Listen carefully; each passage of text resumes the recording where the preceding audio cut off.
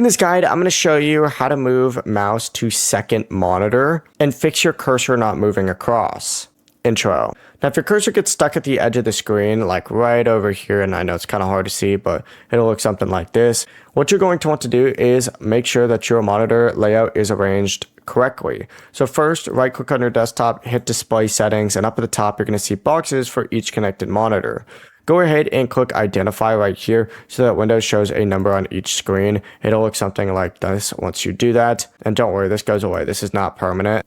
But it tells you which monitor is which, but now you need to compare those numbers to the real setup. If your second monitor is physically on the left, but Windows shows it on the right, you need to just click and drag it, just like so, over to the left, and then boom, just like so, get it organized, hit apply, and once you do that, you'll be able to make it all set. You can also go ahead and select the monitor and choose make this my main display as well. Like this one is currently my main one, but that's the entire process. Before you leave this guide, make sure to like the video and subscribe to the channel with all notifications on. It really does help the channel and it lets us know that you want more content like this. We'd greatly appreciate it. If at any point throughout this guide you did have any questions, once again, ask them down in the comment section below and we can help you out further. I'm going to be doing my best to reply to every single comment down there. Have a great rest of your day though.